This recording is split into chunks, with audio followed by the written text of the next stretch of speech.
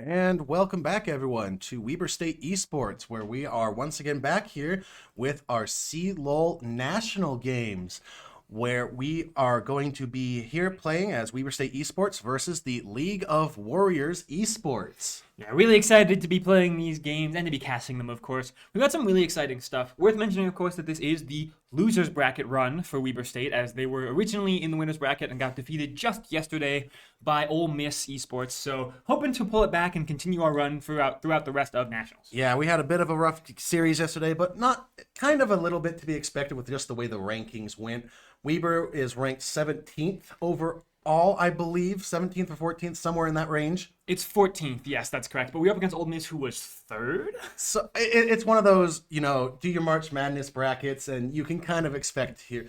But we are up against League of Warriors, who I believe are ranked 21st, if I remember correctly. We'll get that checked here in just a second, as we can pull that up in the background, thanks to our production. We'll see what happens, of course, because either way, regardless of where these teams are ranked at this point, every game counts. So they just need to win it, regardless of how you're ranked. Put that behind you and try and perform your best. Yeah, so we are happy to be here, and it is, again, do or don't for Weber State, as next loss in this losers bracket series does mean removal from nationals. And hey, you never want to see that happen. We'll be jumping into the draft here as Weber, once again on the red side, for those who are wondering. Yes, Weber is actually picking red side often. If you don't know, Weber has been on red side for I think like 8 games in a row almost. They've been red side out of the last 15 games, genuinely 13 or 14 of them. So it's definitely a preference for Weber. They want to be on this side. So we'll see what happens. Yep, so the Warriors are going to quickly ban out a Jarvan. We've seen what Jarvan can do, especially yesterday. So they're afraid of it. Weber's not so much, but a Shyvana ban definitely making me feel like it is a ban versus the Warriors specifically, as Orianna ban coming out. We know Goku does like that, so really cool things going in here. Yeah, I mean, Shyvana's maybe an interesting thing to see for those of you at home who've been keeping up with us. You know, Shyvana hasn't really been enabled forever for any of our brackets, really. But now that we are in CLoL Championship, the Nationals, it is a legal champion, so good to see it removed. Yep. So Seraphine actually going to get banned away by Weber State. They don't want to see that happen. Makes sense. They know the power that Seraphine can bring. And probably it's one of those, hey, let's ban it away so it can't be picked so we can maybe use it later in the game.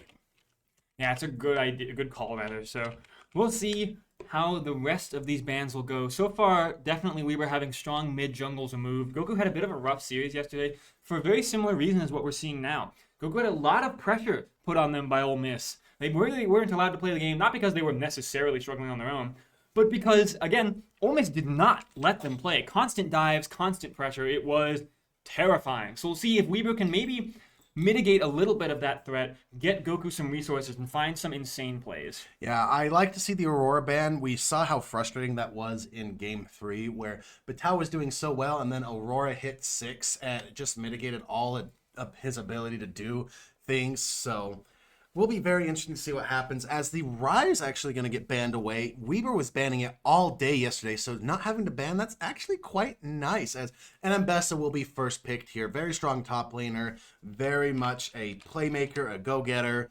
Could be jungle Mbessa still. That's entirely possible. It's a good thing to mention, of course, because I mean, it's a strong flex, one of the best engagers in the game, a very, very fast point and click of sorts line, and if you hit anyone in it, it always picks the best target in the far back line. For those of you that don't know, Mbessa's ultimate does obviously not just go on first target hit like a lot of other ultimates. That means that you can't really block it easily on an enemy champion. Even if you try and block it behind them, again, Mbessa's going to be really far in the back line, so we'll see. Weaver actually picking almost a response long engage. I think it's a good denial, as Pantheon and Mbessa can also work together pretty well. And we'll see what they want to pick up here as, oh, yay, okay, I'm happy to see that. That's a Weber classic at this point. And, the last couple of games that Weber State has played against UCI, against Ole Miss, it got picked against Weber, and Weber lost those games. Yeah, I mean, Bard, man, snap engages, easy point and click. Well, I say point and click. I don't know. Bard's ultimate feels point and click. It's so insane. All right, we'll see what else can be picked up here by the League of Warriors as, whoa! Okay, I haven't seen Lee Sin in a hot minute. I feel like I haven't seen Lee Sin ever since the you used to have specific jungle items, and one of them was where you could buy wards. And then when that got removed, like he just disappeared. And Riot's been trying to like buff him. They've given him better Q damage, given it some items he likes buffs, and he's just still not seen a lot. He still needs a lot more. Okay, that's Vex. That's a lot of hey, let's hit ultimates and go, go, go. Yeah, I mean, I think functionally, I mean Vex, I guess not, but when I think of champions that do flashy engages that can win the game, Lee Sin and Bessa Vex. Yeah, I mean, that'll do it. So hopefully Weaver can pick up either some more of their own engage, because it seems like the game is just going to be a big counter engage, or some disengage. Maybe a bit of both would be nice. So Yeah, okay. I mean, Talia will do that because if I'm not mistaken, Ambessa and Vex are not unstoppable during their ultimates. So it's one of those things that, yes, they'll finish their ultimate, but the moment they land, they are stunned if they've gone through the Unravel Earth. Yes, I believe that's correct because Vex is unstoppable. But I believe she still lands stunned, much like Malphite in a way. I think, because I believe Malphite also lands stunned if they go over Unraveled Earth. So we'll have to see if that is correct during the game.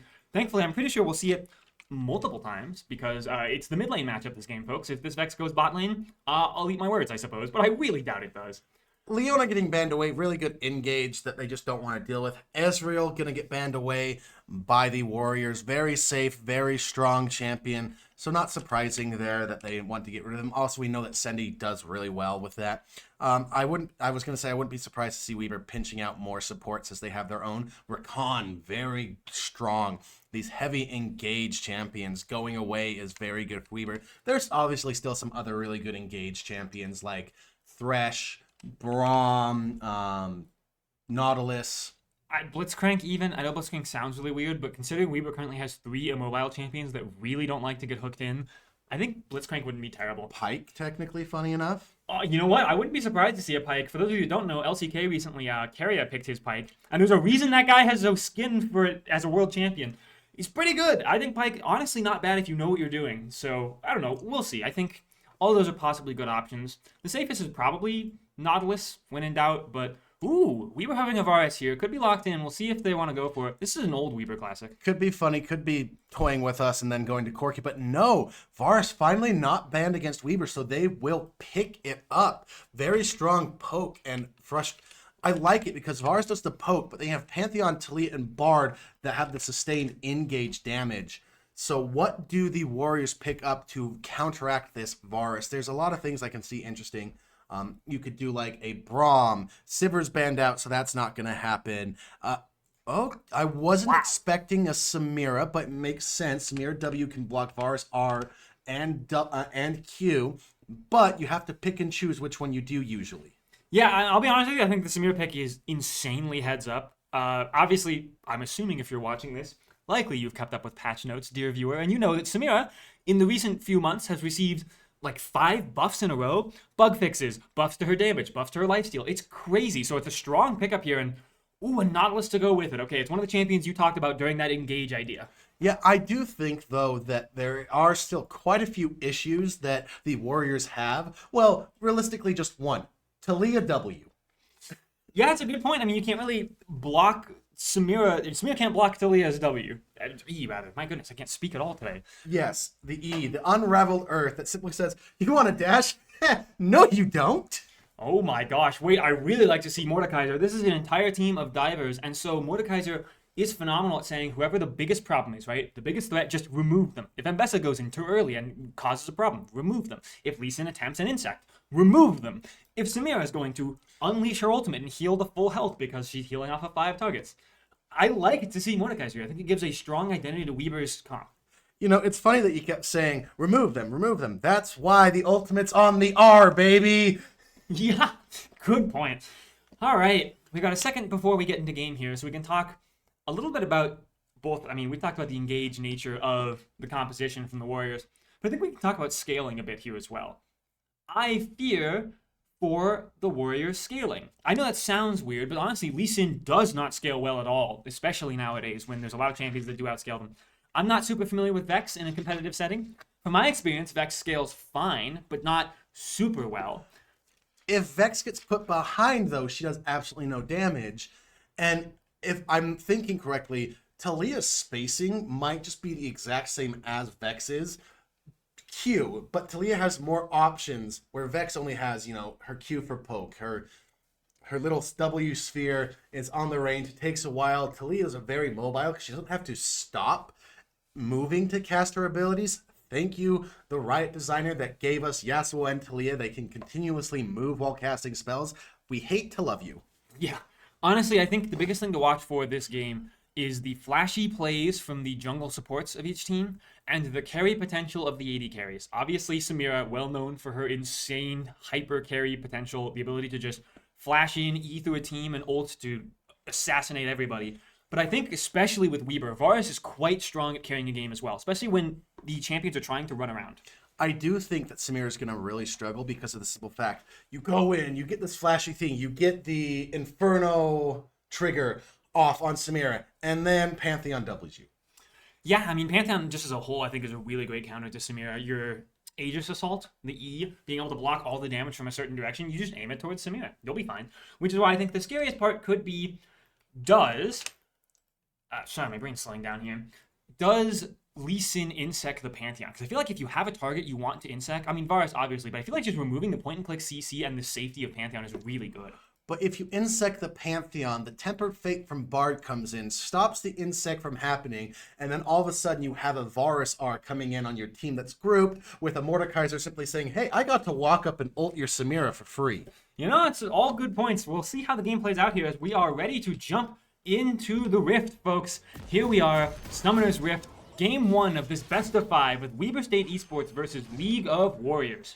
And we'll go ahead and shout out the Warriors' names here now so that we can try to get them. I'm just going to simply say the top laner is Ha Ha Ha. We have Cheese on Lee Sin, Huang on Vex, Int Overflow on Samira, and Tidy Rice on Nautilus. I like these names. I gotta say, I'm 100% with you. As a computer scientist, love Int Overflow. That's a phenomenal name for a League of Legends player. And of course, if you're just joining us for the first time, potentially, for these CLoL Nationals, we've got Batao on the top lane, you in the jungle, Goku-chan in the mid lane.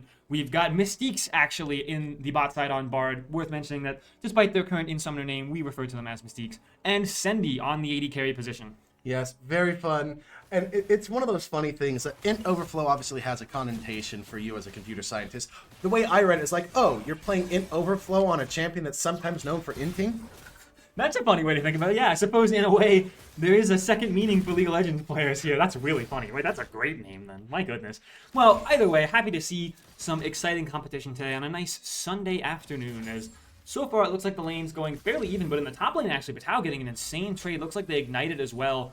We can take a moment to talk about some summoner spells. We see that, yes, the Mbessa also has Ignite. Neither top lane are going for the additional teleport shield late game. They need the aggressive pressure.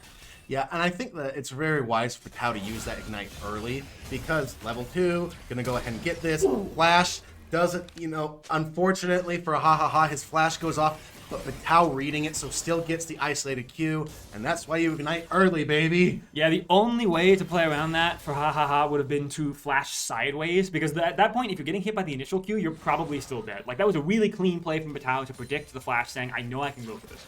In fact, it shouldn't have even been flashing sideways, because then an auto still comes out. You gotta flash the E at that point.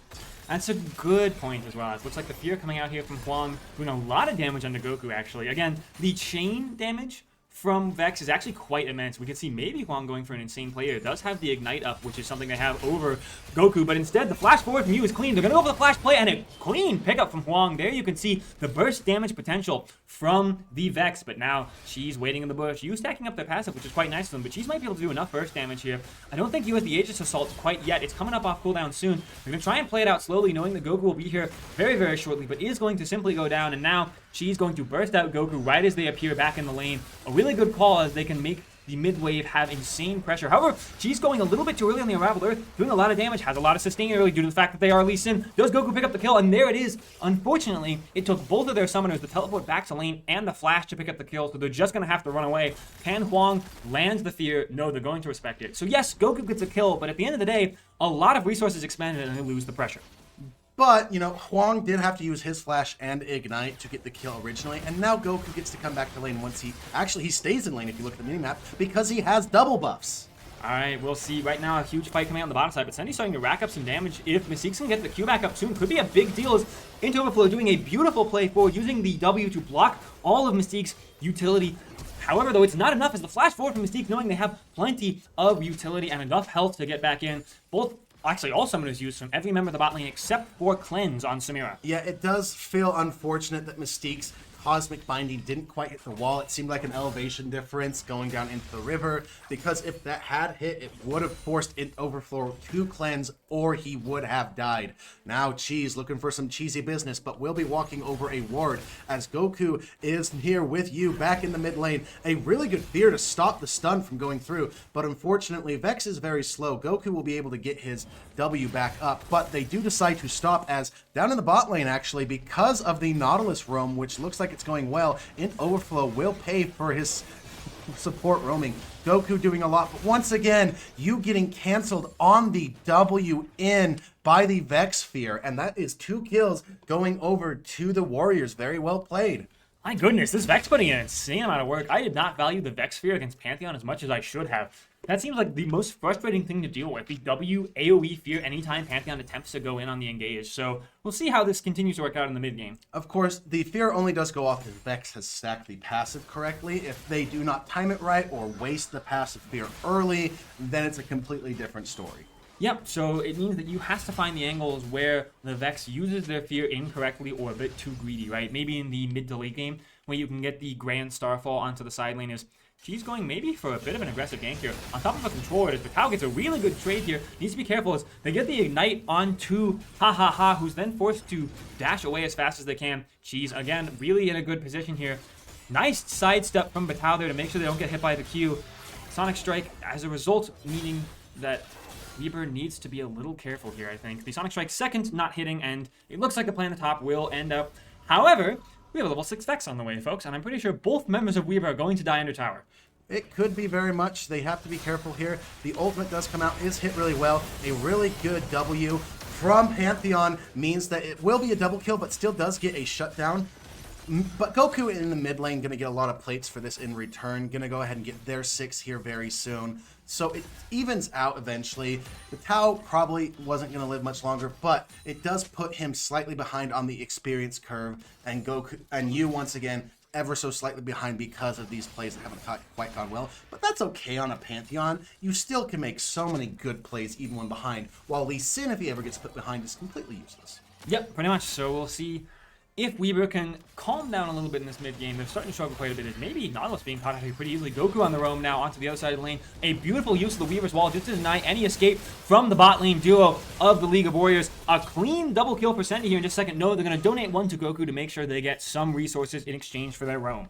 Yeah, Sendy had already hit 6, and so it's one of those, hey, you can have a kill. You used your ultimate. You know what? You're a cool guy. Have a cookie. Both top laners are now at level 6, hoping to get flash up soon and maybe looking to get their ultimates in. Is you going for a gank in the mid lane. Looks like Weber was maybe wanting to do the Drake, but did not want to let Vex get away with too much here. The Fear does come out onto you. They got a lot of chip damage off on them, so they're going to need to be careful about going for any aggressive plays for the moment. Yeah, luckily though, you know, junglers in 2026, they just go do a bunch of camps and then heal to full health. Yeah, that's true. I mean, even Yuumi jungle could do it, folks. That's why I'm glad it doesn't exist. Does Vitao choose to go for the ultimate here? There it is. Again, public execution still open as well, so maybe Ha choosing to press the ultimate the moment this Death Realm ends. Let's see if Vitao is safe at the end of this. It looks like they're going to respect it. But again, remember, with flashes on both top laners, I could see something crazy happening soon. Yeah, I do respect Ha for not going for it because Vitao still had the indestructible. The W shield that Mordekaiser gets when fully stacked right there is immense. Looks like Cheese using the Drake as a little bit of a way to jump into the enemy jungle here. With you being topside, they're going to have to let this happen. And Cheese pulling off to a pretty good lead in the jungle here. Of course, Weber State overall in the bot lane doing quite well for themselves. You can see another good set of trades here from Weber, getting into Overflow quite low. Sendy already being level 6, and into Overflow not even close to, okay, getting closer to 6 now, but still, Sendy is 7 now. So a huge lead here in the bottom side, as unfortunately it looks like Mystiques will be caught out by the Vex ultimate. Does Weber want to choose to fight it now that there's no Vex ultimate? No. With Pantheon being topside, looks like you was stealing some camps. Yeah, it's just going to be your typical Dragon for Void Grubs trade. And the Death Realm is not back up yet, so the public execution is in favor of Ha.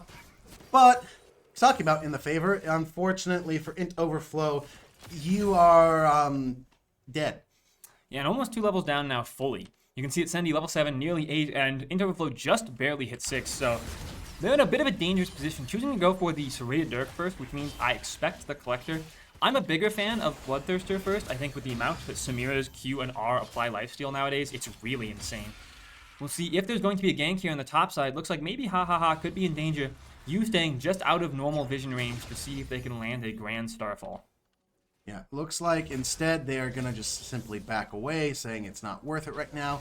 But Tidy Rice and Int Overflow really struggling in this bot lane. Mystique's doing crazy work, almost to level 6 now, and with Goku here in the mid lane, does not die to the Ignite, but Mystique's, I spoke too soon, will, but there is a U coming in. The fear is not quite up yet, but Cheese is here to dissuade things. A really good Bard Portal does get them out, as a jump away will mean that the play does not go Weaver's way, as Goku does die, but Weaver gets out, as in the top lane, unfortunately, looks like the public execution and Ignite went down on Batal, and he could not get out and does fall. Clean set of plays from the League of Warriors. Overall, this game's getting very bloody. We're only 9 minutes in, and each team has 9 kills. There are literally 2 kills per minute at this point, folks.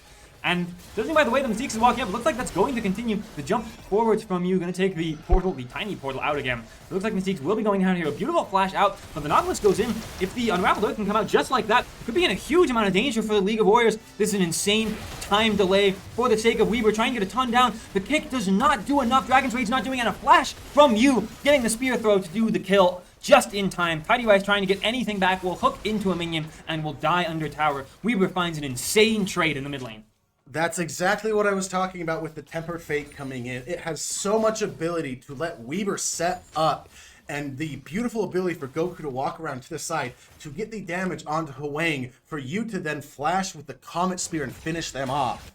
What a beautiful play from Weaver. I cannot believe they survived the Dragon's Rage, to be honest with you. Like, that Lee Sin kick should have killed 2 people, let alone the one that survived on less than 10 HP. Fortunately, we don't have a way to see the exact numbers they survived on, but I would not be surprised if it was sub 10.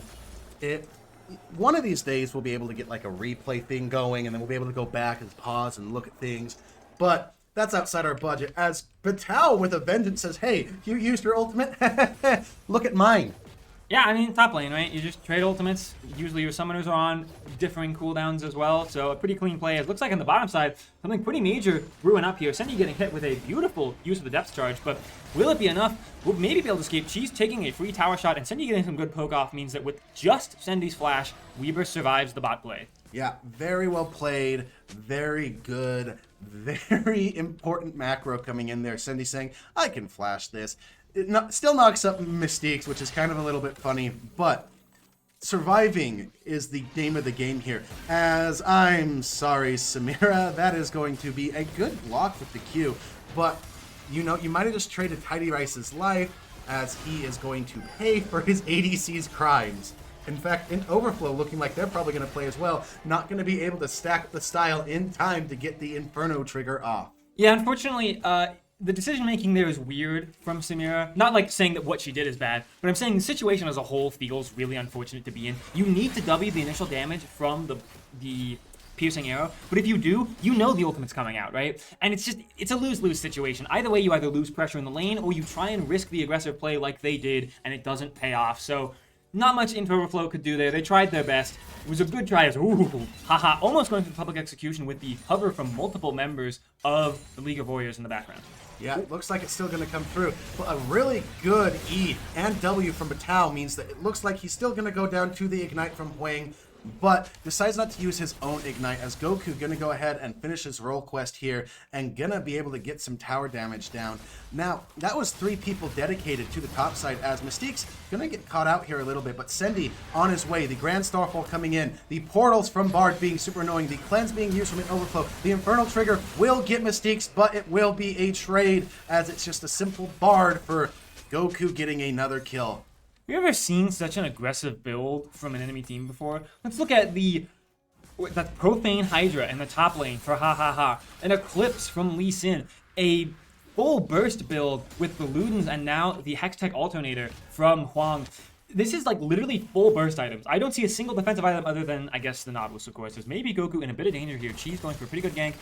Goku will get the Unraveled Earth up, and the Sonic Strike does not connect, so they will be able to escape. Yeah, the passive on Talia just giving him so much extra movement speed when he's near walls to dodge, avoid. Tidy Rice gonna see if he can't do anything to help flying, but gonna get a Cosmic Binding to the face. Goku throwing out the damage while Chi starts fighting you. Does start doing really well, but now that his burst is over, gonna start losing. Unfortunately, Mystique's walking a little bit far forward, but there is a magical journey to be had to get him out of harm's way. As here comes the Temple Fae. Unfortunately, Tidy Rice looks like you're gonna pay for your laner's crimes as here comes Sendy. Sendy with the roam on the perfect timing here to get just that chip of damage that Weber needed. Weber currently pulling far ahead. It looks like they're going to rotate down here to the Drake. We gotta watch out for Huang, though. Does have the passive Fear up and the ultimate ready to go at a long distance. I think you could get burst down if they don't have the Aegis Assault charged up. It's very tense across the map here. Looks like in the top lane as well. Maybe a dangerous situation for Weber. As you can see on the top, Patal looking quite low in terms of health bar. Just used the ultimate, so they've got a second or two to maybe try and stall for time. The Seeks can get there to help out, but doing a lot of damage right now on Ha Ha Ha. The Q coming out, almost doing enough. Does the Leandri's burn help kill? The flash forward that does not amount to anything, and Patal picks up essentially a solo kill. Yeah, it was actually beautifully played by Haha there, waiting out the Indomitable shield. Patal keeping it up as long as he possibly could instead of popping it to get the heal. It actually expired, so he didn't get the heal off, and then the flash auto not connecting because Mystique's was there, and this is a very defensive Mystique's here, not going for your typical build, going for a lock of the Iron Solari. Honestly, I'm happy to see it. I'd like to see a redemption afterwards as well. I know that most people still consider it a very defensive item, and certainly it is. But remember, it gives 30 AP now, right? It is not just a health stack item, so it's surprisingly useful in a Bard with those AP scalings. Just, they're minor, sure, but every bit of AP counts, especially with those meeps as well in the late game. Meep indeed. Super fun as Mystique's maybe, oh, you in a pickle here. The Chain of Corruption going wide, but a beautiful Tempered Fate resetting a lot as a Cosmic Binding of Justice coming through. Goku going to be coming in, but going to get hit by a depth charge as now Mystique's in a pickle, but Huang is super low. Will finally not go down as he does flash away, but Sendy gets it with the Corrupted Ground. Now is fighting for his life here. Chi's doing everything he can, but will go down as Sendy finally goes down as well. But Goku and you gonna be able to clean this up as Ha Ha Ha is doing the best he can. Has the fancy feet, but cannot use the passive because there is a Talia on the enemy team. What a crazy fight there. Sendy surviving for, I would argue, way longer than they should have been able to. What a clean fight is. Wow, that was crazy. Yeah, and Sendy's going to be even harder to kill now. That is very well itemized from Sendy. A Edge of Night. I also want to shout out while we're talking about itemizations. Thank you, Ha Ha Ha. I don't know if you've ever heard my cast before, but you know that if you're a Weber fan, I'm a huge proponent and I guess you could say salesman of the Serpent's Fang item. Look at Weber's composition right now. You have Pantheon that could probably build a Seax eventually, but even just currently you have, actually maybe you have you being caught out here. I don't think they've got anywhere to go. A good flash out might get them safety, and it will.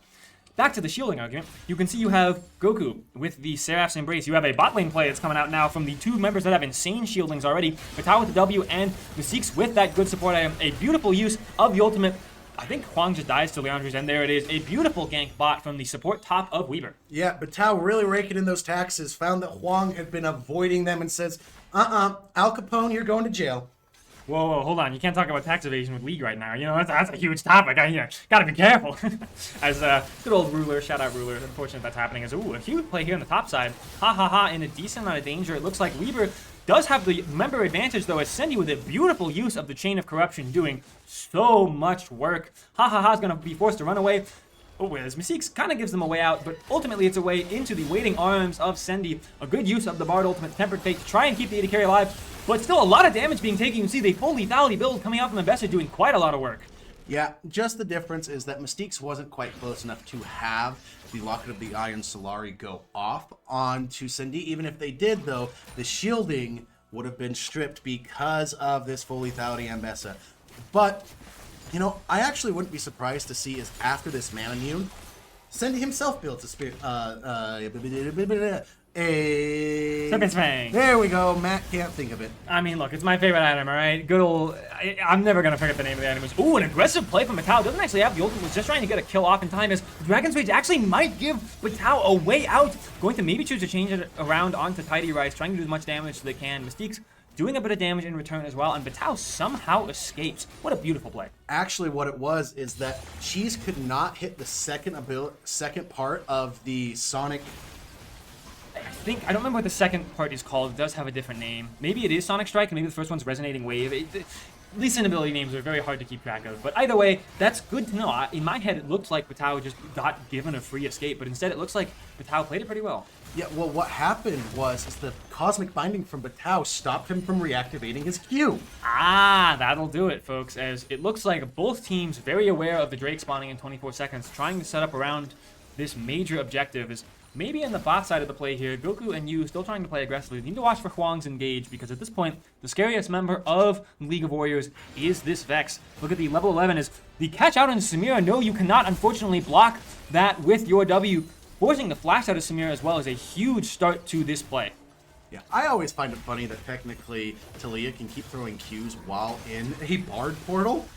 Yeah, that's a little weird. I think it's just technically the fact that the spell has already been cast, so you obviously can't recast spells, but the Q is just a continued cast from the initial click. Is looks like the Tao trying to catch people out here, but again, Huang in a phenomenal position. This is the member that Weaver has to be wary of. Will the Flash Spear come out? No, just a Q over the wall, trying to do a lot, but Sendy doing much, much more in this fight. Yes, the damage is insane as Huang tries to go in, but far too late, surrounded by 5 members of Weaver, and will eventually go down. The difference is the Tao understood that, ulted Huang to stop the Shadow Assault from going off. I had not caught that. Hard to see in a big fight like that, especially on a spectator tool. Obviously, we did get to still see them just in a slightly different hue or shade. Let's see, maybe Interflow going for a good kill here. Might be able to catch out Goku. Will use the cleanse to try and avoid the CC, but unfortunately, the CC is not the problem, my friend. It is your health bar. Yeah, and now Weaver State really starting to pull ahead here, saying, hey, you know, we had some back and forth early, but we were just kind of giving you those to keep this interesting. We're going to actually take this game now into our own hands and absolutely eradicate you as a Dusk and Dawn Leandri's Torment Mordekaiser is terrifying. Yeah, really frightening to see as you can look at the timer. Folks, yes, it's about the current year, 2026, but it's also the current time in the game that is just dominantly in Weaver's favor. 10,000 gold lead at this point in time. With a Drake coming up in another 4 minutes, it's so long, especially with potentially Baron coming up soon. Yeah, and not to mention the level difference, but Tao is 2 levels above Ha Ha Ha. You have Cheese at 11 with you at 12. Goku is 3 levels up now on Huang, who was doing so well. Cheese, unfortunately, probably going to get stopped here as a really good ultimate coming in from Sendy. Will not get the kill, but that was a ultimate used from Huang to try to get in there, but Sendy with the fancy feet gonna go ahead and dodge it. But Tao just on a rampage going here through the bot lane. The depth charge missing. Go Mystiques. The portals of, oh my goodness. That portal is beautiful there as Huang tries to flash away. Does have the blast cone, but will not be able to escape as Tao taking a lot of damage. Will try and ult at the last second. It's far too late, but still getting what they can as, ooh, a beautiful ultimate from Mystiques. Just trying to buy time on Cheese. It looks like, haha, gonna try go in, one-shot somebody, but will fail to. Goku gets the kill onto the Samira. And what a beautiful set of plays from Weaver. It looks like they're going to drop the Herald for the first time in this game. 21 minutes in, try and get this top lane tier 2. Mystiques is just going to bother with Cheese as a very cool build here coming out from Mystiques. The second item, Echoes of Helia, means that Bard actually does surprisingly a lot of damage. A lot of damage, and actually his heals do surprisingly a lot, especially if they're not the empowered shrines, just the quick heals because of all the damage he does. And Cheese, now realizing that at one on his own, the magical journey not going to stop him, but the cosmic bindings just being there to absolutely infuriate. A flash from you simply saying, hey, I already have Baron. Time to kill the jungler. You having a bit of fun there, extending their lead even further into now 2.3 thousand in just the jungle. Of course, the biggest problem that LOW is facing is the massive lead in the bottom lane, a 4,000 lead for Varus. We talked about it as we were loading into the game. The carry potential from these AD carries is very immense, and it looks like Sendy has won out on that war. Yeah, and I do have to just give kudos to Weaver where it is. They were very much struggling in the mid lane, and now you look at Goku, who is just absolutely skyrocketed back into position. 3 levels up on his laner. It's just an unheard of amount of XP differential. Looks like you denying a blue buff here. They knew it was there during the recent play, took the reset, and decided to walk back out onto the map to re-deny it. Goku will pick up the second part of it, and Weaver will use their Baron to try and start taking down these towers in the side lanes. You can see that Batao split pushing here on the bottom side of the map, trying to get what they can, hopefully toward this inhibitor. So we'll see if the League of Warriors can find their window now, as maybe Goku being caught out here. Oh, the public execution just barely not connecting. That absolutely would have been a beautiful, clean kill from Ha Ha Ha. Yes, they're down quite a few levels, but look at their inventory. Full lethality, which is a burst and Bessa. Yeah, would have absolutely killed. And really what happened was it was just the movement speed passive. Goku gonna get hit, but a beautiful tempered fate stops a lot going down. A really good chain of corruption stops a lot of what the Warriors want to do, and then it's just too much as Yu comes in with the Grand Starfall, and Cindy's untouched. It will get a flash in, but unfortunately a cosmic binding to the face absolutely stops you. Huang gonna try and do everything he can, but will go down, and you know, just Batao proxying in the base. What I mean, I respect it, but like, it's so funny. I look at the fight, it's going beautifully. I look down to see Batao pushing a wave in, surely, and instead he's under the Nexus, hitting a wave that isn't really going to matter. Just having a bit of fun there, I suppose. As it looks like the game will go very cleanly to Weaver in 24 minutes. It's a strong start to this series, and Weaver hoping to keep their lower bracket playoffs run alive. Folks, stay tuned because we'll be jumping into a second game here very shortly with full excitement.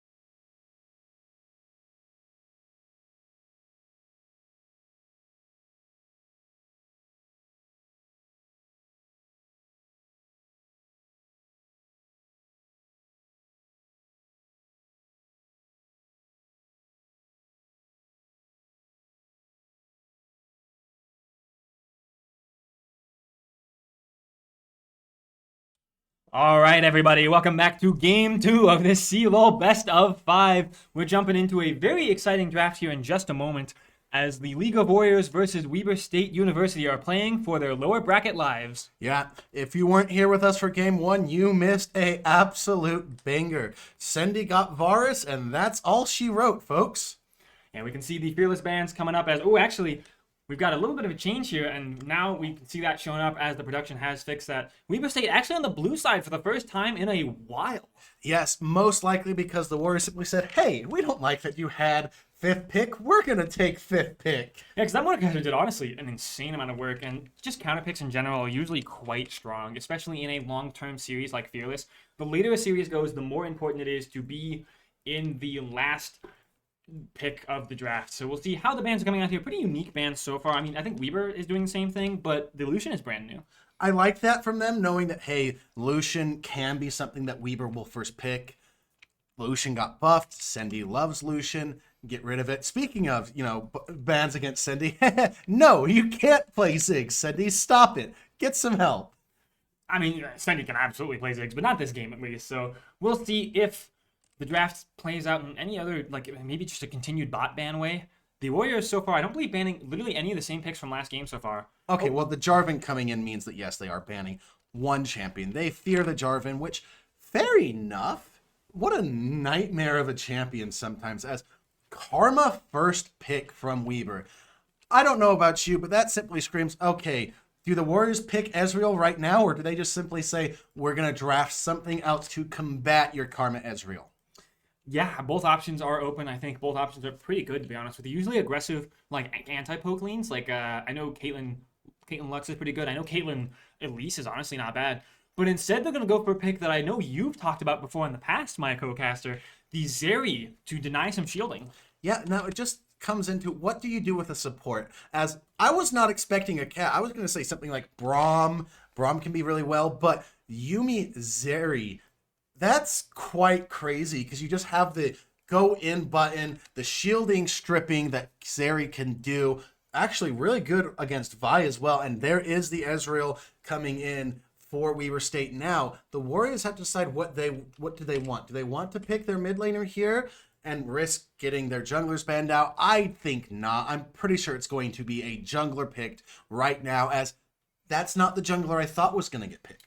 Me neither, but it makes a lot of sense. For those of you who don't know, Lilia's jungle clear, the scaling damage on her passive went way up in the late game. It's frightening. So her jungle clear is insanely accelerated now in the modern League of Legends patch. We'll see if that Lilia can pull off the game. So far, I will say, I would argue that the League of Warriors have a much better scaling draft. I mean, Zeri, Yuumi, Lilia. Wow. They do have to get onto you, and Ezreal Karma are really good about denying that, as you can actually see a lot of these bans coming through from the side of the Warriors make sense, like the Ahri, because you don't want Zeri to get hit by a charm. You don't want Lilia to get hit by a charm. But Weber State saying we don't want Zed to come in. Zed's very good into Ezreal, can stick on him, can get the death mark and blow him up. Victor scaling mid lane, the safety that Weber would want taken away. All right, we got Weber's last ban here. Probably another mid laner, although, I mean, I guess if you saw yesterday's series, maybe the Zed's a top lane ban. Apparently Weber plays at top, so who knows. Is a Jace removed, another pick that can be flexed top and mid, actually, though, but mostly a top laner nowadays. I'm a little bit surprised by it. I know that, yes, Patel and you and Goku play it, but it's not looked good.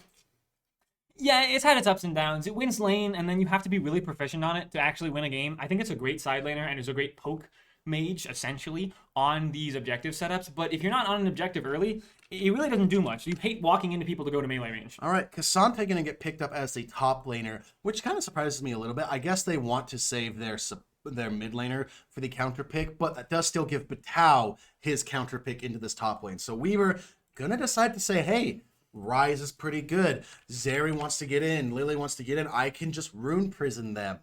Honestly, right now, it looks like Weber may be going for a bit of a triple threat comp. I'd hope they'd pick a carry top lane. It's also in Batao's wheelhouse, right? Batao's much more of a carry top laner player. But the League of Warriors playing a very single threat comp. I mean, Lily is pretty scary, but Cassante is full utility nowadays. Yeah, I'm thinking, let's see, for Batao, you have Gwen, Camille, Oh wow, as you said, good call out. I mean, we know that they play Fiora as well, so a carry top laner was likely in the cards, and it will be the Camille. I like this because of Rise Vi. It's a great dive champ. Not to mention, hey, guess what, Zeri? You're going nowhere. Yeah, I think it's a great denial pick, and we'll see what the League of Warriors want to round out their comp with. Are they going to lean heavily into this single threat composition of Zeri, or are they going to pick something that can actually carry the game as well as, wow. So no, that is a single kit. I mean, Zillion, full AP mid Zillion does do a lot of damage, but it's also a lot of a simple, hey, you did all of this to kill Zeri, she's back at 99% HP. Yeah, my only worry with this is obviously, again, Lilia is technically a secondary carry. I don't want to be too harsh on it, but Lilia is not like a hyper carry that maybe like a Viego or a Bel'Veth that we here at Weber are very familiar with, right? Lilia is a secondary carry, I would argue. It's a champion that can carry a game, but not super well. Okay, we do still have to give them a little bit more credit. They did pick Cassante, the simple, I'm going to pick one person and go from a tank to an assassin. Have fun with that, dummy. Yeah, that's a good point, actually. So we'll see. Oh, man, and we'll see how this plays out. I am very excited to see what we can get here from loading into the game, folks, because I believe we are just about ready to jump in. So let's see what we've got on Summoner's Rift. Yeah, as you can see, things looking pretty. We love this display. It gets updated from time to time, and we just absolutely love it. Shout out to Blue Bottle.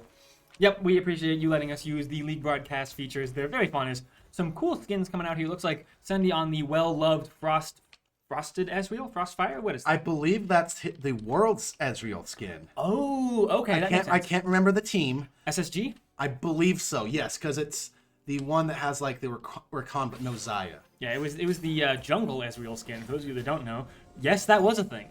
An old thing, but it sure was. Runeglaive Ezreal. Don't talk about it. Don't look it up if you don't want nightmares. I mean, with some of the new runes coming out in the next season, I think stuff like that could be back. I don't know if we'll fully see that, but I don't know. Ezreal's also getting some buffs to his AP scaling. Some buffs. Yeah, that's an understatement. I know you're not trying to get into it fully because we got to get into the game, but yeah, pretty exciting stuff next season. Do keep an eye out for it.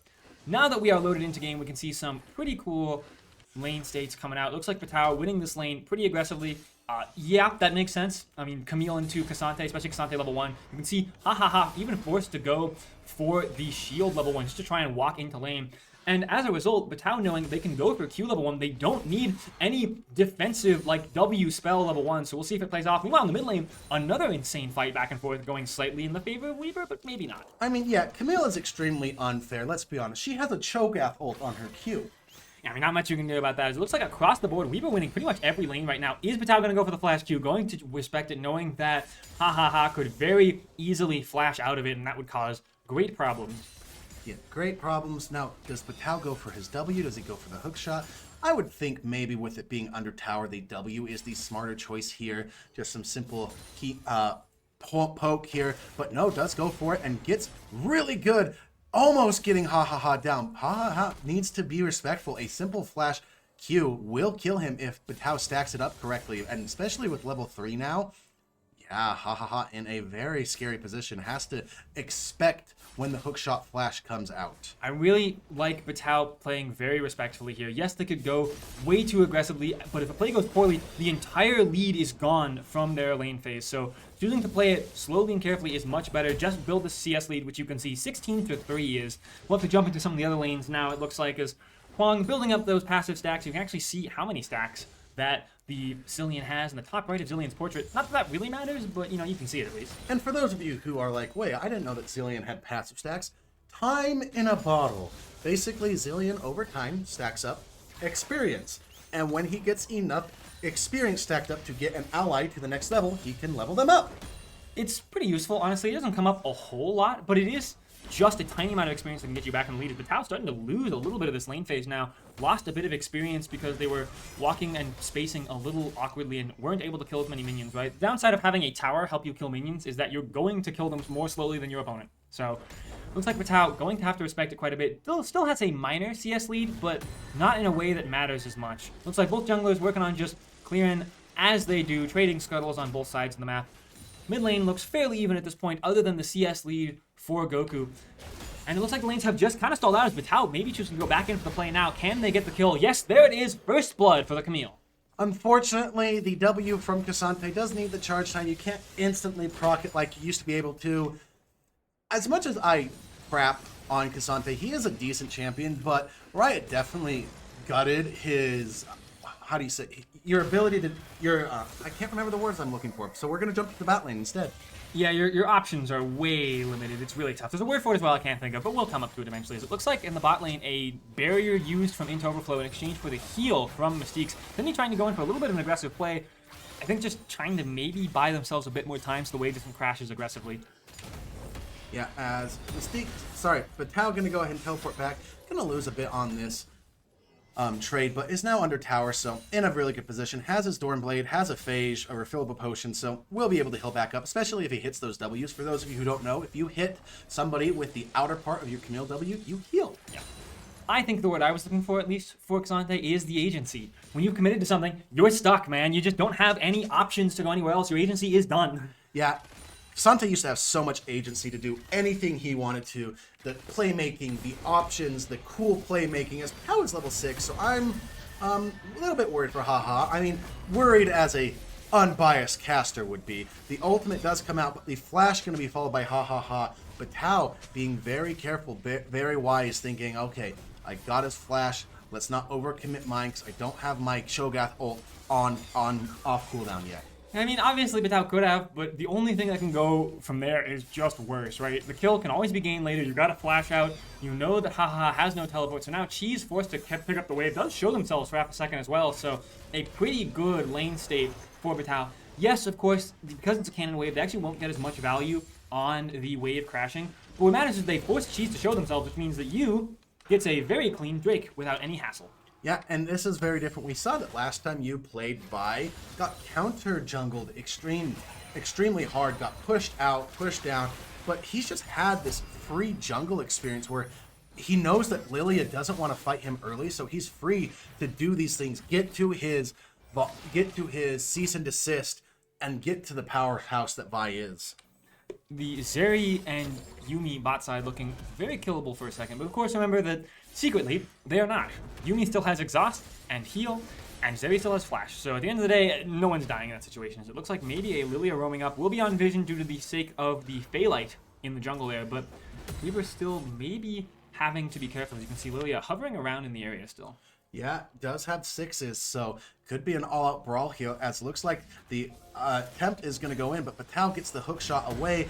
The swirling seed will miss, and very well played as not Mystiques. Yu is just on his blue and doing really good things. With Mystiques running up here, could spell disaster for Ha as a interesting use of the hook shot, but now unfortunately Chi's in a bad position as a very good buffer for the sleepy time. Using the cease and desist to stop that from happening means that the deer goat hybrid thing will go down.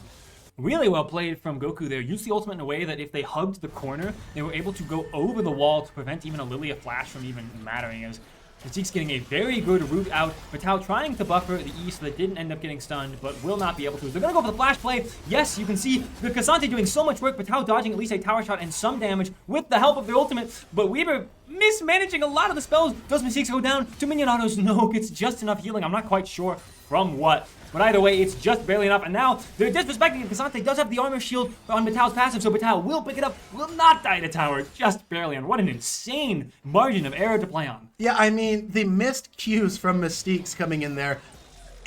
Karma Qs aren't as easy to hit as you think it is. But this mid lane going very different from the last game, as Goku really just threatening the Zilean constantly. The Zilean relies on his double bombs, but if he's double bombing the wave, he's not hitting the Rise, and Rise simply saying, I'm just going to EQ the wave, and if you're too close, you're going to get booped. This is a strong lead for Weber State so far in this game, too, that they are, of course, up in just slightly. For those of you wondering, if you ever want to see what the current score of the games are on our overlay, you can see top left and top right next to the team's logos and names, those little pips. Weber currently has 1 blue pip in their favor, and the League of Warriors does not have any. So just for those of you at home wondering, is so far this game looking like it'll soon quickly lead to a second point in Weber's favor. Yeah, and for those of you also wondering, it is a best of 5 because you can see that each team will need 3 pips to win the series. Looks like a bit of grub taking here in the top side and just continue trading in the mid lane. Boy, this looks like a really fun lane for both mid laners. Goku at least has roam potential, but poor Zilean is just stuck here. I mean, at the end of the day, though, everyone knows you can't Killian the Zilean. That's for sure. So there's no point in really ganking it again. It's just it's a lane phase, that's for sure. It's Cheese maybe going for a gank top lane here, hoping to hit this World Seed, but won't be able to, especially with the threat of you being in the area, right? Just a little bit lower, going towards their Gromp after they took the Grubs. Almost called them Krugs. Yeah, getting both the first dragon and the Krugs is insane, as Mystique's in a bit of a pickle here. Gonna go ahead and get exhausted, and will just absolutely get bursted as Sendy trying to do things using the barrier, but that's actually just healing in overflow. And really good by Tidy Rice to jump off to block the Mystic shots. Now the bot lane going in favor of Low. They really want to see this as, hey, a roam coming in from Zillion? Well, I mean, Zillion does have a lot of movement speed, so if you use the double quickening, I don't remember what his E is called, but no, that's Rakan's ability. Yeah, the quickness is his ultimate. Right. Either way, whatever Zillion's ultimate is, Chrono Shift, no, that's his ultimate. I think it's Time Turner. That might sound right. That's the W, the reset, that allows you to reset your abilities. Either way, Zillion's E movement speed is very strong. It becomes a 99% slow in the late game as well. You can see already slowing a ton on you here, so you might be in a bunch of danger here, though. It looks like they will be able to escape safely. Lilia in the area. She's being counter-jungled pretty aggressively, though, and at the end of the day, right now I was saying a little bit of a caster curse here. I was saying Weaver looked in a very strong position, but now getting also comboed here in the mid lane. Does Weaver have enough damage to turn this around? And they absolutely do. Cheese will get the ultimate passive from Revival of Zillion. I can't speak there for a second. My apologies. Looks like Weaver will walk away from that. Happy they don't die. What I was going to get to, though, was that Into Overflow doing quite well for themselves at the end of the day, because what you need to have happen is Into Overflow to be strong, right? The League of Warriors need that to be the case. Yeah, but unfortunately for Cheese here, they are found by you. The cease and desist used in exchange for Cheese's flash, and now Huang does not have the Chrono Shift to save himself, as Goku is just simply here with Mystique, speeding him up. Did use his own ghost, so you're not getting away. And because the Lily got pushed off their own camps by you, this dragon is looking to be taken. But in Overflow and Tidy Rice not wanting to let it happen, but they have to be so careful. If they get locked down, they will die. That being said, they are the hyper carry of the hour, right? Yumi Ultimate coming up right now, so you can see, I think, Into Overflow will choose to go in here in just a second. Looks like I don't know if that actually hit anybody. Looks like it must have just barely, because they do have the passive glow going on. It's still too little and too late. And so it looks like Weaver will secure a clean Drake and escape with nothing really mattering. Yeah, the Rune Prison from Goku doing so much to stop them from getting out there. Massive jungle lead here, folks. We got a 1 gold lead on Cheese. I mean, you've really got to be careful about that. What an insane difference. As Batal going for the engage here in the top side. Won't be able to find much, but might choose to go further now. They do have the Trinity Force completed, which means their Q is applying Sheen. Does Batal choose to go for using it to block the W damage? Yes, you can see haha using the ultimate to try and do what they can, but Batal with some fancy footwork dodges everything they need to and picks up a clean kill. You know, it's still ridiculous to me that was semi-close, and Cassante had defensive itemization. I mean, he's got a Sheen. That's offensive, right? Smile. No, I as much as I love to defend Cassante, because I am a Cassante believer, the champion's kind of ridiculous. He really is. It's just one of those things. You can't kill him when he doesn't ult, but then when he does ult, you're going to die. Meanwhile, on the top side, we've got our substitute top laner here, Cheese, for the sake of the League of Warriors. I remember with horror the days when Lilia was good enough that she could be a top laner, and I had to deal with that. Luckily, it was during my degenerate phase of playing Tryndamere, so whenever she would try to tower dive me, I just push my no U button. And that was around release of Lilia, yeah? I want to say that Lilia on release had like way too much sustain. Is maybe a bit of a fight breaking out here in the mid lane. Huang in a tiny amount of danger. Again, not really, with the Chrono Shift always available. It doesn't actually matter, so... Maybe the bowling ball hidden? No, okay, won't connect is... Maybe a continued fight here on the top side. A pretty good trade here from to push them into tower because of the shield. It really doesn't matter. And Batal choosing to go back under to a fully ramped tower still because they know their Q still does more damage. The fact is, he's building into a ravenous Hydra, so these aggressive plays going to favor Batal time and time again. Sendy finally having his Trinity Force means that he's actually going to start to pump out a lot of damage. He is ahead as Overflow doesn't quite have the Youngtail Wild Arrows yet. Bit of a fight here in the jungle. It looks like Cheese sleepy time did quite a bit of work as the top lane tower does go down. Tao has a couple seconds before Ha's ultimate comes back up, and the moment Xante gets that, I would argue they win the fight. But meanwhile on the bottom side, the play is continuing as it looks like Weaver will start to win this. That's a Trinity Force completed for sure. Sendy getting a triple kill here on the bottom side, and I don't think the cat has much left to live for, I'm afraid. A nice cancel on the base from Goku, willing to take 2 tower shots to make sure it happens. Camille does in fact win the top side, and unfortunately we get to watch the cat perish. For those of you, please don't send this to PETA. Yeah, that's for sure. Poor Yumi going down.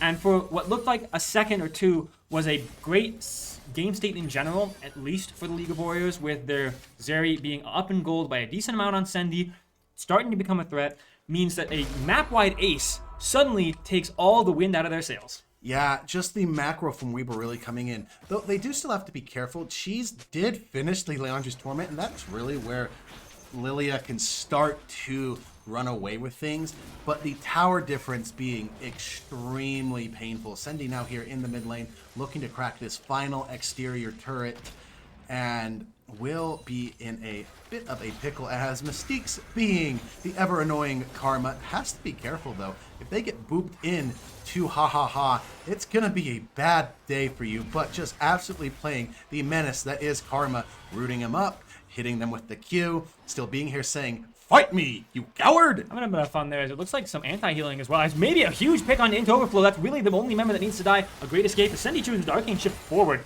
Very risky there, but they at least are able to flash out and survive. It's a bold play by them, but they get Zeri's ultimate out, so it's not terrible, I suppose. Not terrible, but Tao is simply Cho'Gath ulting the tower, but needs to be careful here as Huang and Cheese are here. Now, can you get out? A really good hook shot to max range as the Zillion slow wears off means that Tao simply says, bye-bye. And in exchange for we were taking so many towers across the map, well, I say that is, they're getting it, but Weaver still choosing to play the bot side play. I think they need to cut their losses, except that they're happy enough with the towers. Instead, they're going to choose to keep playing this. Vital going in, almost one-shotting Cheese. Can they finish it off? Oh, they choose to get Cheese to have the Zillion ultimate forced to use on them, then immediately turning on to Zillion. Vital in a 1v4 functionally as at the end of the day, Mystique's died almost immediately. Vital still choosing to go back in. Doesn't have the ultimate up, obviously, as they have just used it. So can they continue to turn this fight around? They have flash, and I think they're going to need to use it. There it is, a nice flash to escape. She's flashing as well to try and keep up. And Vital turning it around, beautifully getting the magic resist shield from the passive, and Yu is there to save their life into Overflow. Baby will be the one getting punished here. A good use of the ultimate just in time to keep their top laner alive, and Weaver turn around an insane fight. Kills for Vital, kills for Yu, and towers across the map. Yeah, I mean, you got the Karma. So that's really good, but now Rise is unleashed as a unempowered Rune Prince and simply to say, no, Cassante, you will kneel. Yeah, and you picking up Weaver's third Drake of the game. Other than the 2 grubs and the 3 kills, this is honestly pretty close to a perfect game from Weaver. A far cry from their performance from yesterday. Happy to see the rebound, and it looks like Weaver has found their footing and is ready to tear through the CLoL Championship playoffs as Mystique's, you're in a bit of danger there. The Zillion is a bit speedy and will slow you down in just a second. Yeah, but you know, he has an Ezreal here to absolutely start booping. The kills will not quite go down as Sendy not going to get it up. The chrono shift is not there, but Weaver not overexerting themselves, knowing, hey, we're low. If we run into Overflow, things could be... Okay, yeah, that's some Ezreal damage. I mean, Overflow's going to get a level here. That's kind of nice. It gets them closer to Sendy's level. Sendy is still a full level up, and without any major objectives on the map right now, you can see ultimately, League of Warriors just needs to get back to clearing waves, trying to find a way back into the game, because the item differential across the board is a major problem. Vitaly is 5,000 gold up. That's like half of Weaver's lead on one member, and almost the other half is on Goku. You know, you have a couple of 1,000 gold leads here and there for the jungler, the ADC, and the support, but does that really matter? 1,000 gold, big dip. Vitaly's over here, talk to me when you've collected taxes like I have. And as, Sendy maybe in a bit of danger, does choose Arcane Shift to safety as it looks like they were collapsing in on them. But because they all collapsed on the mid lane, Weaver has plenty of time to threaten this bot lane tier 3. The inhibitor tower potentially going down here, which would be a lot of gold to Weaver and a lot of pressure as an insane amount of damage coming out of Cassante. Reminder that Cassante has 2 items and they're both armor. So Goku hurts, well, 1 item arguably, but I consider Boots as a half item. You have an item and boots is the best way to do it, as Goku threatening to use a Battle Herald instead simply says, okay, we'll go ahead and just let it crash into tower. The Chrono Shift used. A really good ultimate coming in from Zeri means that you might be going down. Sendy finally does get the kill, but ha ha ha, taking so much damage. But Tao is just Cho'Gath ulting everyone he can see. The cat being hit by the Herald means that Weaver will not go down. The Herald does not get a final charge off, but it's all she wrote, folks. Tidy Rice is a cat against the world. No boots, no nothing, and just a dream to live on. I gotta be honest, for a second there, I thought Into Overflow was going to be the hyper carry that the League of Warriors needed, but instead, Weaver finds the edge of the fight to play on, will succeed at both the fight and the game, and Weaver will go up 2-0 in this series. We'll be going to game 3 rather, shortly here, folks. See you in just a moment.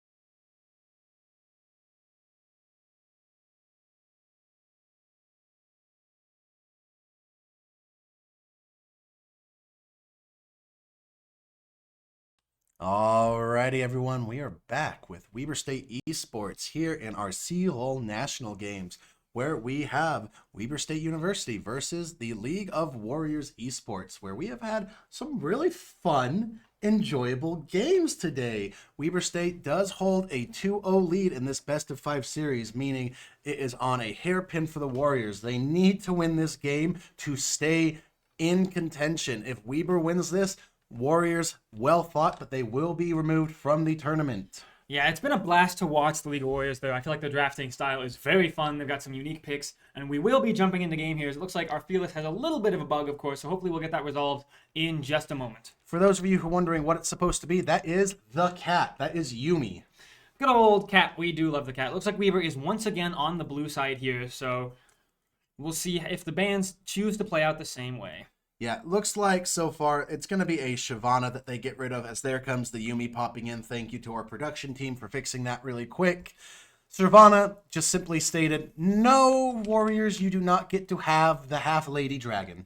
It's really funny. I feel like so far in this matchup, it's been a messy divorce where Weber keeps banning Shyvana and the Warriors keep banning Jarvan. You know what? That's a good point, actually. That is a very funny set of bans to see come out as. Also, the Lucian ban staying consistent as well. And yet, there it is, the Jarvan. Unfortunate to see poor Shyvana and Jarvan neither allowed to be played. Well, maybe, you say it's a messy divorce, but maybe it's actually a joint union. Neither can be played if one of them is being played. Either both or none. Star-crossed lovers, you can't be in the game. Oh, geez, I had to. It's funny, as Weber not changing their bans at all. As we will see, so far the same bans from last game coming in from the Warriors. What will they choose to ban out this time?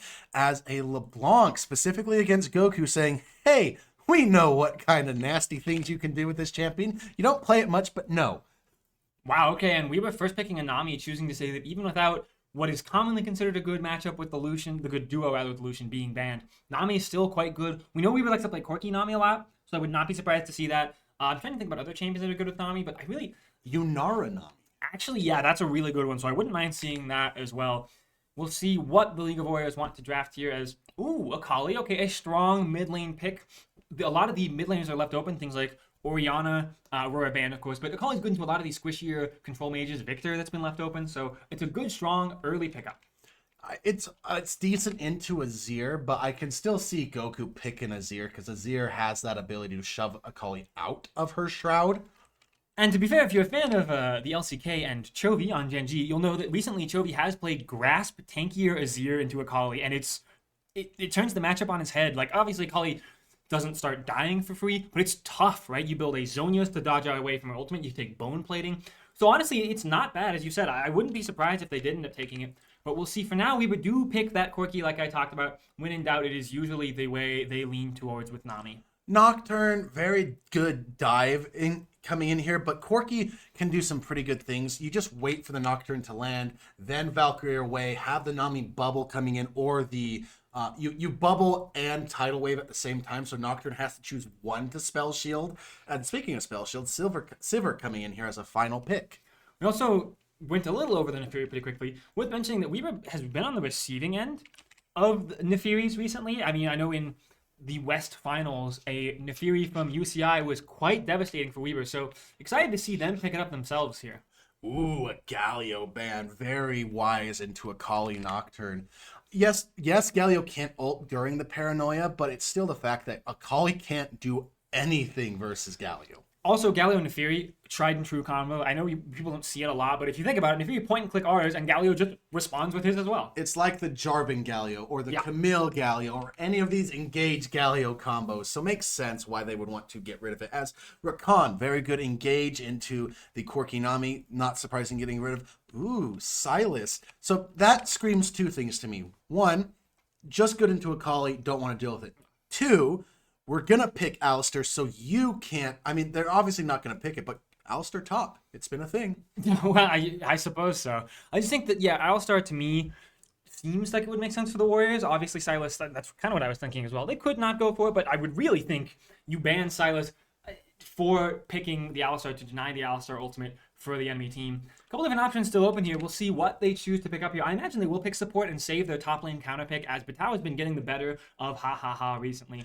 Ooh, okay, interesting. Honestly, I did not expect that. Okay, I like the Leona, but there is still some things that you're gonna have to go on to the immobiles, the Nami, because Nefiri can just dodge and Korki can just Valkyrie your way. It's a good point. So honestly, there's some pretty interesting drafts going on here. As we'll see what Weber wants to pick here. Honestly, the other thing, by banning Vayne from Weber, we didn't talk about this, but I think they want to pick a Hyper Carrier Gnar. Vayne top has been very popular around the world recently, so we'll see. Ooh, okay, they're gonna go the Hyper Tank route. I was gonna say an Aatrox wouldn't have been half bad, but Scion just it's one of those things. You have your damage and your support. Now it's okay, Sivir, Akali. What are you gonna do when a Scion standing in front of you? How are you gonna get through that? What are you gonna do? Ooh. Okay, Goku. They picked another non-assassinatable champion, right? Swain often building a lot of health, things like Zonias and defensive items, maybe such as Unending Despair. I like the pick here. So ultimately, it means that, oh man, Weber's going to have to find not Weber, rather, the League of Warriors have to find a strong last pick of the top lane here. Try and get something going on. We'll see what they go for us. Oh my gosh. Okay, never mind. I think this is a Kali top lane then. To survive the Scion lane for free, scale up, and a Katarina mid lane. A champion that can build a lot of on-hit on their ultimate. Things like Blade of the Ruin King that can help kill a Scion. What a crazy last pick. When is the last time anyone has seen Katarina in a professional game? I mean, it's been a while. I think the first time she was seen was when they made her ultimate proc on hits, and then there was the really stupid Static Shiv, Blade of the Rune King, Nashor's build that came out, because it was right after they got rid of Gunblade, but now Gunblade's also back, so Katarina still likes that. Katarina's so weird. Yeah, we'll see how the Katarina build shapes up in this game. I don't know. There's possibly a bunch of different options they can go for here, so I don't know, man. I am honestly just shocked that we saw it in general. What a crazy thing to see is I believe we are actually ready to jump right onto the Rift here, so a quick turnaround time from draft into game. Yeah, I'll also mention that the Shumpo is so good. Oh, yeah, you're seeing it at the same time we are. Huang is going top into Patao with Ha Ha Ha being put into Goku.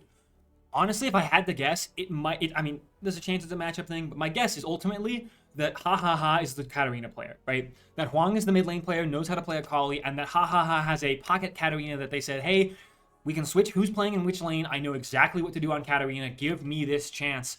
So it looks like, honestly, the League of Warriors Esports choosing to put a lot of value onto this Katarina. Sendy going for a very aggressive trade early on. You can see Corki Nami, an insanely strong duo, is also Nocturne in a very interesting position here. Cheese maybe for an early fight. Yeah, but with Wards being here makes it so that he will be seen the moment he comes out.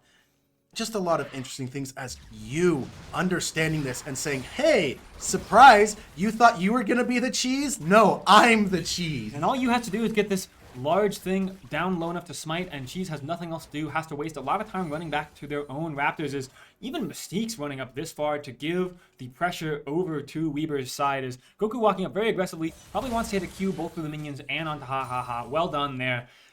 Oh man, what a crazy draft to have ended up seeing. A lot of different options coming out here, as we'll see. Meanwhile, here in the top side, of course, the very, very strange Akali top. I mean, it's strange and weird, but I've been on the receiving end of a good bashing from an Akali top before. Patao using the Soul Furnace shield just to push Huang away. I love the way Patao plays on this champion. A lot of people don't think to go W first on Scion, but you actually get so much extra help when you do it. As Patao gonna be in a little bit of an interesting position. Gets a really decent trade in, but Akali early damage, so annoying and frustrating. You just kinda gotta survive. As you is level 3, looking for an early dive as Leona is level 1. Yeah, and Int Overflow has 10% health. They've got Flash and Barrier, but it might not be enough. Remember that Nefiri is one of the best dive champions in the game because of the ability to fully reset tower aggro with their W. They're going to choose to go for it. Tidy Rice suggested too. Int Overflow trying to use Barrier, but it won't be enough. Mystique's actually being the one to tank the tower early. Sendy will take that last tower shot. Forced to flash out, yes, but they got the Barrier out of Int Overflow. A beautiful dive. Yeah, yes, has to use quite a bit. Actually, it's just one summoner spell, just a flash. Okay, this does give Cheese some time to get in to use jungle, but he knows it's because Yu is going to be on his bot side. That's why he's sending Tidy Rice to clean this up with Ahaha actually on the way. Tidy Right's going to go ahead and ward, but the Zenith Blade not ready to do anything. She's just saying, hey guys, stall him as long as possible. And unfortunately, that stall as long as possible means that Tidy Rice will go down to you. So that is a really good play for him. But Ha Ha Ha is here. You does have the hippity hoppity, I'm now off your property ability, but we'll get this crab. Yeah, so it might be a split map in terms of the actual jungle camps, but honestly a huge win for Weavers. They managed to catch Tidy Rice off guard. Yes, Cheese is getting camps, as mentioned. It's not really enough, though. So overall, Weaver pulling off to a strong lead once more. 1.4 gold up. So pretty good for Weavers early. I mean, crazy. 1.4 gold. Who ever knew that that could be such a close game? All jokes aside, Goku in a bit of a pickle here as Cheese coming on a interesting position here. Goku is doing really well. The Never Move gonna go ahead and miss as the exhaust coming in does mean that Cheese will be getting a lot of damage and a kill onto Goku, but Yu's okay with that. Goku saying, hey, I'm doing really well in farm. I'm okay to die here. I'm Swain. I will scale into absolute oblivion. And if we get Yu ahead, Cheese doesn't do anything. Wow, I cannot believe that Goku does that. Sorry, Yu does that much damage. Level 3 still. Has not hit level 4. Still 20 CS to the 24 on Cheese. Both jungles will take the reset, but that's crazy. I don't know if he had reset at that point. Did we see if he had the Serrated Dirk? I believe he only had 2 long swords, but the Serrated Dirk now just screams, hey, I am going to hurt you. Very much, very painfully. The Tiamat onto Cheese means he wants to clear his jungle as quick, as fast as possible, and be a threat as much as he can. Goku really quite enjoying this lane into the Katarina. Yes, it's really hard to hit his Never Move, but he just simply walks towards the dagger that Katarina wants to shumpo to, and then nothing's going to happen.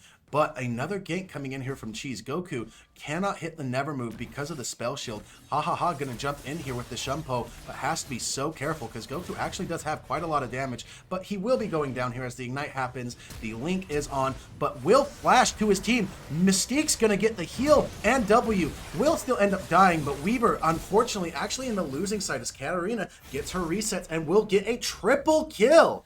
The Katarina that the League of Warriors has put their faith in pays off immediately. Has a Dark Seal as well, so that's 6 stacks already on this Dark Seal. And Weaver's entire lead evaporated. During that chase that we were watching in the mid lane, Weaver was going for a dive on the bot side that went fine. Yes, I believe they killed the Sivir, but I think Cindy also died in that play as Batao going for a huge play on the top side will pick up a clean kill. Yeah, very much what's needed to get them back as Wang now gonna start really falling behind here in minions. Goku is still not too upset. He does have his ultimate, the Demon Flare is the second ability. It's Demonic Ascension.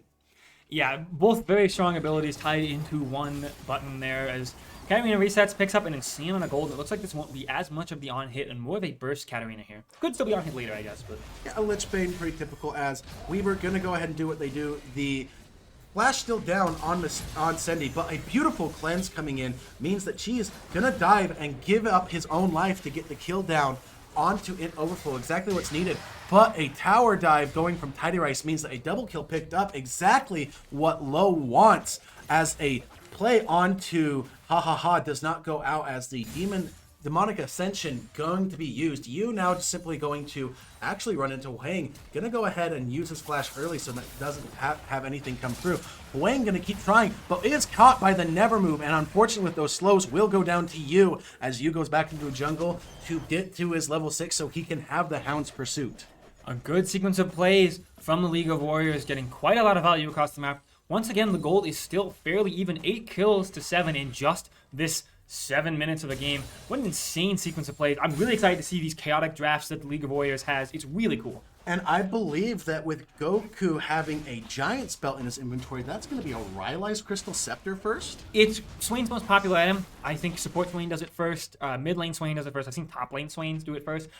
The build from there diverges plenty of different ways depending on what you're a fan of as a Swain player. Sometimes you see things like on support, I know it's Imperial Mandate. In mid lane, I know it tends to be things like more Burn, sometimes a Blackfire Torch, or occasionally just a Zhonya's second. I know that is sometimes valued. Depends on if you're feeling like you need mana, Burn, or more defensiveness. Yeah, I mean, I guess I'm just surprised because usually on mid lane Swain, I go Rod of Ages into Rylai's. Just depends on how you're feeling. I think especially with the Fed Katarina, choosing to accept that Rylai's is more valuable makes a lot of sense. As Cheese trying to threaten a lot here as Weaver's just doing the Drake. Remember that Nocturne does not quite have the Paranoia up yet, and Yu has the Hound's Pursuit up and ready to go. So we'll see what ends up coming through here. Sendi's just getting an insane amount of poke damage out. Already has the rockets here, so it looks like a clean Drake for Weaver State. Yeah, very much a contested dragon. It is a fire dragon. Everyone wants that extra ability power and attack damage. So strong, as we will see what dragon spawns as it's a Chemtech dragon. Ooh. It's like, ha ha ha, might be going in for a bit of a trade. Juice not to commit fully. Does have the Ignite and the Ultimate, but still choosing to be very respectful. It's a nice trade from Goku. Gets them both a lot of temporary healing and permanent health. Gotta love the infinite scaling that Swain gets. I love playing him in ARAM because you just hit stupid amounts of things, have stupid amounts of HP, and then all of a sudden they're like, why are you so tanky? Like, oh, because I got, 7,000 HP free. Yeah, because I got to auto you a few times with Heart Steel. Ooh, Patao trying to escape here. Huang uses the second part of the ultimate and the Ignite to make sure that Patao is in a very dangerous position. Huang does have the flash, but choosing not to use it. Unfortunately, a huge follow-up here on the top side. You're going to choose to try and dive in onto Huang. Does do so in a way to also escape, which is pretty clever. As looks like, unfortunately, Goku trying to do what they can, but will be burst down immediately. Using the exhaust on the Katarina, which I just now realized they had. It was actually the exhaust down onto Cheese, unfortunately, as he just got the bad end of that stick where he was trying to help his top laner and his jungler, but the paranoia coming out meaning that you could not finish the kill. Fortunately, in overflow, you are going to be dove. Sendi now in an interesting position as Tidy Rice is here, but they understand that they are not going to kill Sendi with the Nami in a good position. You now with Patao in a bad position as Ha Ha Ha is 4-0. Really have to be careful about this Katarina. 2 grubs to the 1 that Weaver picked up here in the favor of the League of Warriors. Weaver doing very well on the bot side of the map, but honestly, as Katarina, as you mentioned, continuing to get out of hand. Actually going to pick up a Lich Bane, so maybe more of this on-hit build than I thought, actually. The Aura can apply Lich Bane, sometimes a few times.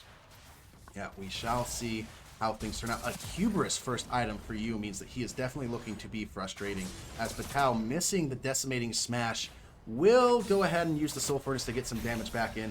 Goku doing pretty decently, trying to get the Vision of Empire, but Katarina is so flighty and jumpy that it's hard to get that down.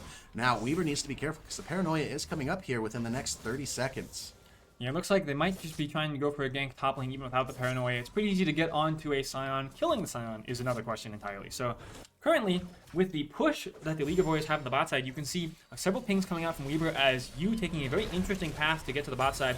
They won't actually end up getting the spell shield from into overflow, so they're gonna have to try and take what they can off of Leona here. Leona will flash, but still be followed by the connected ultimate from you. We'll be able to double follow again with the reset that the Inferior gets when a kill comes through. A clean set of plays, and Weaver once again snowballing the bottom lane. The entire gold lead right now is Sendi.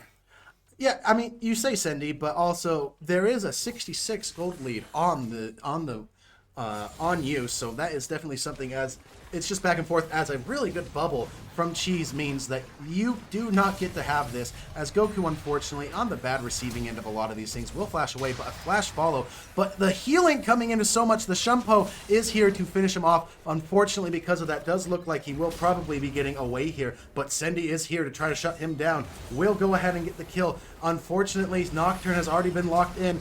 The Zenith Blade does not hit from Tidy Rice, but a beautiful Solar Flare means that Mystiques will go down, and Weaver is losing this as you gonna go ahead and get away, but Int Overflow will flash to get the shutdown onto you. The shutdown from Sendi, though, does go to Tidy Rice. What a bloody fight back and forth. Ha ha ha does finally die for the first time in this game, and Weaver getting punished heavily by them still. But now looking to continue this fight here on the top side, try and see if they can finish off Huang, as they've already used the ultimate, but Huang does have the Ignite, could still turn this around. Let's see if they can go for it. A nice Q from Patao means that maybe it's enough. The ultimate use does connect, but they can't hit Akali in the Shroud, and all they need to do is flash the wall to get out. They're going to choose to Shuriken Flip instead. Patao trying to flash the wall, but ha ha ha up here now means that it'll probably be too much. Yes, the Scion passive rather is here, but it should just be easily jumped away from like that. Yeah, just unfortunate timing there. Patao not having the right thing. Mystique's going to go ahead and get a lot coming out from Int Overflow, as he could, yes, will die here, unfortunately, from the Boomerang Blade. A little too aggressive, and Sendi not close enough to capitalize, as this game riding on a knife's edge. Yeah, because of those last 2 plays, the gold lead for both teams gone again. Weaver up a little bit, 600 gold it seems, but that's mostly because of Sendi picking up plates, and now that the game is starting to centralize and calm down. It's evening out once more. What an insane game state to be in, honestly. I am so shocked at what's going on. As Haha choosing to go in will be able to very easily pick up the kill onto Goku. Goku is far too squishy at this point. I would like to see them pick up Azonias for the sake of their safety. Zonias or something cheeky like a Rift Maker. I don't hate that. I don't know if it'd do enough, to be honest with you. We'll see how this goes. Is Nocturne being spotted out. Cheese will be seen on the ward. Is continue fighting here in the top side as well. Looks like the plays are going to be around this next Drake on the map here. Mighty Rice getting a really great engage onto Sendy, who has no way to get out. Actually, beautiful flash means they do escape after getting a lot of spells from the side of League of Warriors. But Katarina in the area, Weaver is pinging it out aggressively, trying to make sure that they don't go for a bad play. Yeah, they say, hey, we already got first dragon. Let's go ahead and give this Chem Dragon over. We're not going to be able to do much. Mystique's being frustrating, popping down some wards just to kind of be cheeky. Does get some decent damage. The bubble and the ebb and flow. Ooh, Yuchu can go over the wall here, trying to maybe burst down the Drake fast enough, but I feel like this is far too greedy. They can very easily be punished. A nice wave, but again, they're just gonna... Actually, no, they do get the Drake. Teleport in from Sion means that I'm pretty sure Battao is going to give their life in exchange for the Drake as well. The gold lead for the first time in a while going in fully in the favor of the Warriors. It's actually Goku choosing to walk forward. They know Katarina is going to go greedily towards the back end. I don't know if they can get enough done. They're not really a full damage Swain. They're a lot of utility, and the other member in the pit is a tank Sion. Katarina picks up 3 more kills. Folks, that is an 11-1-1 Katarina with a 10-stack Darksteel. Yeah, absolutely terrifying. Weaver needs to find a way to kind of slow down, find a way to get Ha off of his mojo, as he is 3,000 gold ahead of Goku, who has picked into this Swain, thinking he's going into a Kali, and it's just not gone the way they need to. Sendy doing what he can to stop this Sivir from being as frustrating as possible, but 2 dragons. And actually, Sendy managed to get the tower there first on the bot side and the kill onto Into Overflow just before Ha could pick it up on the Katarina, as it looks like you choosing to go for an aggressive play that does not work out for them. Akali with ultimate and ignite, level 11 is far too much. Yeah, you see the bleeds coming down as Sendy does have 2 items completed, so he is very strong and only going to get stronger. I assume a rapid fire cannon going to come in next, but actually, from what I can see, it's going to be a Maw of Malmortius. So good pickup, considering that Ha has picked up the Forbidden Book, folks. I was actually wrong. It was just simply into defensive boots. Again, I like that call. I think the CC from Leona is so hard countered by Merc Treads, especially with the amount of magic damage that Sendy is also under the threat of. So we'll see if that can be enough. As Katarina choosing to go on an aggressive play in the mid lane, this might be way too far. Folks, that's a Katarina with Magi is choosing to go way too deep, loses 10 stacks, gives 1,000 gold over to Sendy. Actually, it was 1,000 gold over to Goku, who really needs that to start getting in. As you see, he has the upgraded boots, has a Dark Seal of his own, and now they're going to go ahead and get this. As Battao, being frustrating, going to go ahead and force the flash out of Cheese, really just here to be as annoying as possible, as he knows his team is taking this Rift Herald. Going to go ahead and use the passive to run in, beat up on this tower a little bit, and actually going to force Huang to use the Shroud, as Leona is here to be frustrating and dissuade as much as possible going on, as Goku actually having 16 stacks of his passive is a lot of free HP. Yeah, I think it's like, what, 5 HP for each stack or something? 12. 12, okay, that's a lot of health, actually. Yeah, they buffed it a long time ago because it just felt so meaningless. So it's 12 per stack, as Wang actually in a very bad position here. Goku gonna go ahead and get another kill. Really what he needs to start going. But this Katarina is so terrifying. Like maybe 1,000 gold away from a death cap? Goku was properly baiting for the sake of his team, just sitting around looking so easily killable. Why don't you try it? And they did try it and it didn't work, as she's hovering, trying to get a really good player that will actually work out here. You in a lot of danger, but Tao is there to try and help out. I don't know if it's going to matter, as you can see there's the paranoia, but again, the very useful survivability of the very annoying jungle, I can't remember the name of Nefiri, almost getting them out, which means that actually Cheese will go down a major shutdown going both ways. Pretty good for both teams, honestly. And meanwhile, on the top side, again, Weaver picks up a tower, so pretty worth for them, as long as they don't lose this mid tier 2. And Weaver actually very wise in the way they're doing things. They have put Battao into Ha, knowing, hey, you're going to really struggle to deal with my shielding and the fact that, hey, I built a Kanik Rookern. What are you going to do? Yeah, that's a really good point, actually. So hopefully Battao can be the member that neutralizes the threat, as, whoa! Thank you for pointing that out here, Deathbaka. Pointing to the Bloodletter's Curse on the Akali, actually, first item, knowing that if they cannot shred the Scion fast enough for the rest of their team, they will never kill them. And it does look like a Leandre's Torment is going to come out for Goku, meaning a lot of damage will happen. He goes ahead and uses the Visions of Empire, will not hit anything as Mystique's in a bit of a pickle. You gonna hit onto Cheese. Cheese has 2 items and it's actually deceptively tanky, so kind of hard to take out, but Goku gonna use the Never Move and miss. The bubble does miss as well, as Weaver actually getting a really decent thing. The Tidal Wave used to dissuade, and the Tau is here in the bush to hit as many people as he can, as here comes the Rift Herald. Probably teleporting to mid tower as well. I think Weaver's just happy to take the Herald, crash it in the tower, and then prep up for the Drake that's in 32 seconds. Going too much further could be really risky. Matau's feeling quite tanky though, not really afraid, getting the flash out of Leona, but here comes Huang into the backside. Oh, a good stop on Ha, so Ha actually can't dive as well as they want to, and Weaver's a death ball comp in the backside here. Katarina still has the ultimate though, so if Ha can get in well, they can do a lot. There it is, they go in, but it's not quite enough yet. Can Ha die? Yes, they do, and now Goku is finally the carry that Weaver has been waiting for. A double kill, a triple kill. Could this be a pentakill for Goku? A quadra? Can they do enough? Does it come out? It's so close. And did they get it? I think they got it. I don't know, but I'm pretty sure. No. Unfortunate. Oh my gosh, that was so hype, but fair enough. But Tao had to simply make sure that Huang does die. And you can see Weaver State's team comp coming in. The healing from Nami and these butterballs, I mean, not butterballs, but you understand what I'm trying to say. And Batao and Goku just will not die. I don't care that you killed Sendy. I don't care that you killed you. Goku is unlocked. We were so close to the dream. I can't believe Batao. Honestly, it's kind of funny that that happens, but at the end of the day, I mean, what an insane series of plays from Goku. Using the exhaust, not feeling like they are forced to save for Katarina on the Akali as immediately as they go in, meaning Akali gets nothing done and basically just dies.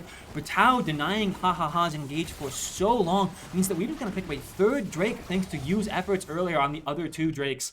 Weaver's doing really well for themselves all of a sudden. Katarina back down to 2 stacks of bench ice. Yes, they have a completed death cap, but honestly, Goku has caught up in items. One of the issues that you also have to consider is the fact that this Akali is not an assassin Akali. Building into their own Leandre's Torment, it's a tank Akali in a way that, okay, go, you know what?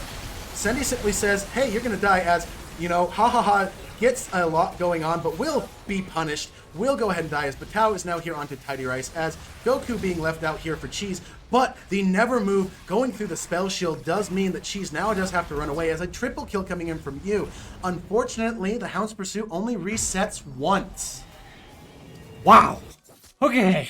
Weaver really winning out in these fights, but we saw Katarina do an insane amount of damage there again in the middle, and now with a picked up Seeker's Arm Guard could do a lot, as Yu tries to push a little bit too far and dies. Yeah, but Sendy understanding, hey, Akali and Katarina and Nocturne are going to be jumping onto me consistently. Let me buy a Immortal Shield Bow, as Huang now has to be careful here. Gonna use the Shuriken Flip to get over the wall to stop a lot of things, but here comes Mystique's gonna go ahead and do what he can, and I was gonna say gets the kill, but Sendy is also here to simply say ya-ta-ta-ta-ta-ta-ta-ta. Wow, what a game this turned into. Sendy, 4,000 gold up, 3.5 items, nearly a 4th. I imagine this should be... Oh, as actually, Mystique's took a... Huh. You know what, Mystique's? Respect. I wouldn't have done that myself, but you took the Hex Gate into death, so fair enough. I still look at this and go, who's killing Batao? An Unending Despair and a Canic Rookern. You're relying on Int Overflow to kill him, as Goku, unfortunately, going to be getting caught out here as 3 members coming in to do him dirty, as that is, you know, Katarina ultimate, but, you know, that doesn't actually count. Like, what counts is the paranoia being used. That's something useful. Again, look at Cheese's inventory. You'll notice the experimental hex plate. It's really not that big of a deal that the paranoia was used. Instead, Weaver needs to try and find value on the other side of the map, because every time that Weaver seems to find themselves a lead, they go a little bit too far in multiple different places, lose an insane amount of gold, and the game is just immediately thrown back into a state of turmoil. Yeah, just the bouncing back and forth, as Yu doesn't have to quite use the vulnerability. We'll use it there. So the Solar Flare being down, though, is actually quite big. Sendy needs to be careful here, but Batao is on a flank.